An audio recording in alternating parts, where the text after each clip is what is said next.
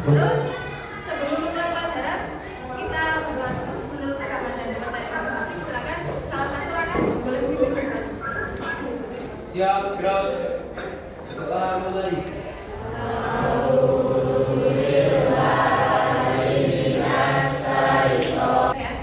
Semoga nanti lancar sampai selesai. Terus kesepakatannya nanti kalau mau izin berbelakang satu-satu ya. Terus nanti kalau ada kelompokan silakan bisa mengelompok kelompok masing-masing. Terus sekarang dilakukan dulu bajunya, wajahnya, rambutnya sudah rapi. Kita mulai ya. Nah, dibaca bareng-bareng apa yang terlihat di depan. Komputasional itu nanti kalian akan belajar gimana caranya berpikir seperti komputer. Jadi akan lebih efektif dan efisien. Bukan berarti komputer lebih pintar dari kalian, tapi kalian nanti belajar gimana lebih efektif dan efisien untuk melakukan sesuatu banyak hal di dunia ini yang bisa dilakukan pakai berpikir komputasional.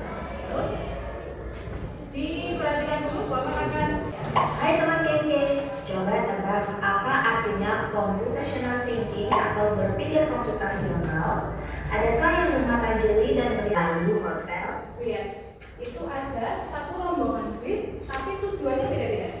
Ada yang di restoran, ada yang di hotel, sama yang di museum. Kalau kalian sebagai kondektur bis gitu ya, mau menyusun kopernya, berarti koper siapa dulu yang harus dimasukkan? Yang dulu gimana?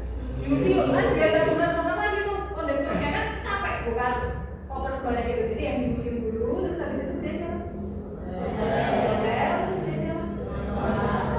Jadi itu yang namanya berpikir komputasional tuh kayak gitu. Kalian gunakan, pasti kalian gunakan di kehidupan kalian sehari-hari. Terus pilih satu anak dulu untuk berpasangan. Tugasnya kalian adalah kalau bakal menyebutkan angka genap, berarti harus yang genap itu berusaha untuk menangkap tangan temennya yang satu. Tangkap. Yang satunya ngapain? Jangan pasar ya, satu harus tidak. Tidak mau dipegang. Gitu ya. Terus, yuk.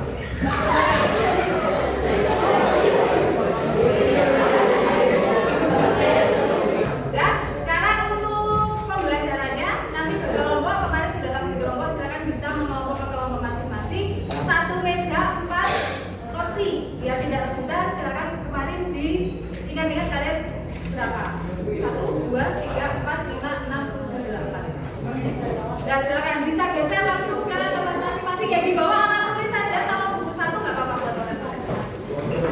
Disimak semua, simak bareng-bareng ya.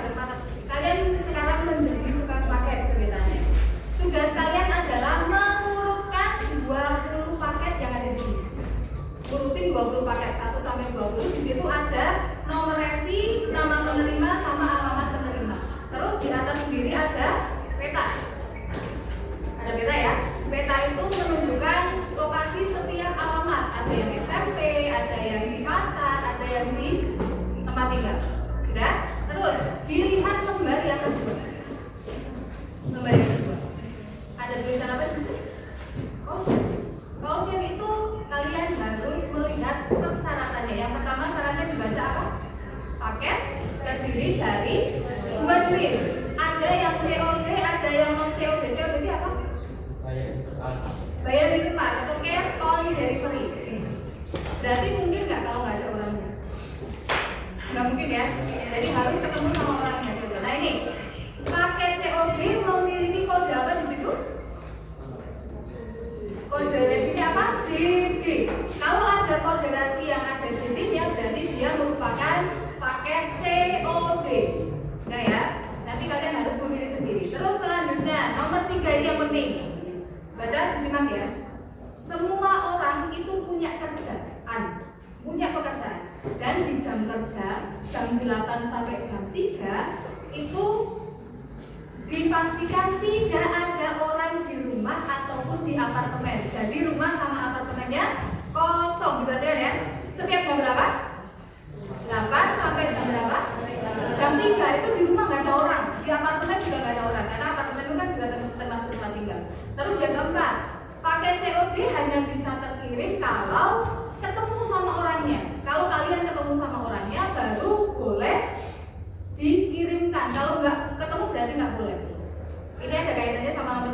cek sendiri coba kaitannya apa. Terus yang nomor 5, paket non COD. Non COD itu berarti paket biasa. Itu boleh dikirim nggak kalau nggak ada orang di rumah? Boleh, karena nggak ada urusannya sama uang kan? Jadi boleh taruh aja nggak apa-apa.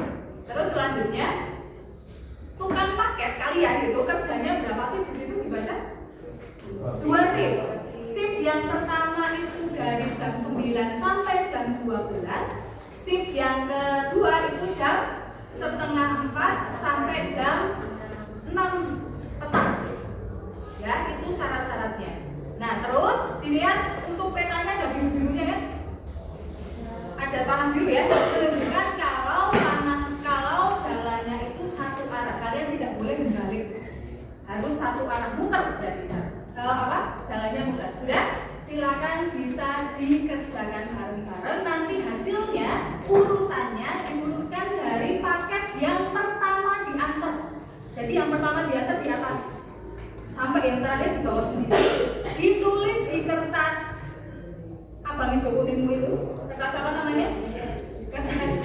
Kertas yang nempel-nempel itu, sticky note-nya. Yang ditulis itu pakai warna apa terserah kalian. Sekarang dulu. Terserah kalian pakai warna apa. Itu digunakan untuk menulis nomor resi, nama penerima, sama alamatnya. Alamatnya nggak usah lengkap. Alamatnya misalnya SD 2 Jaya gitu aja nggak apa-apa.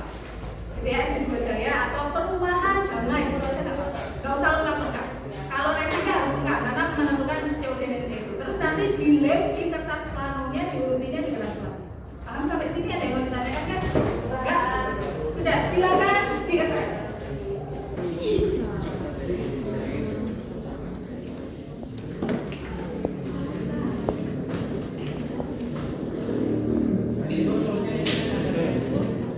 Oke, sebentar. Gimana? Tempel pertama yang paling jauh Yang duluan diantar.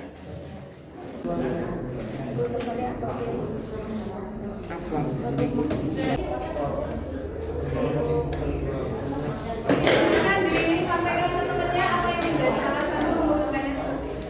Yang lagi Bang ya? Silakan ini dipegang. Tujuannya apa? Yang lain siapa temannya? Kalau ada yang berbeda.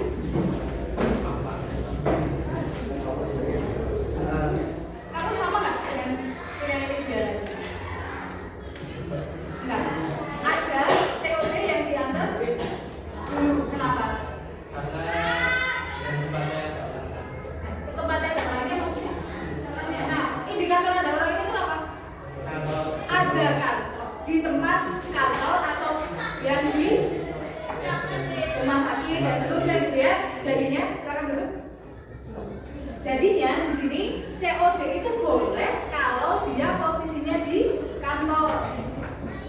Berarti kalau yang membedakan yang non COD diantar duluan, ya kalau yang pakai itu informasinya nanti formatifnya akan Mbak kirim, kalian yang bisa mencatat sendiri di rumah karena waktunya tidak cukup ya. Terus hati-hati untuk mengerjakan formatifnya, nanti urutannya juga harus dikirim ke dulu. Siap, gerak. Doa mulai.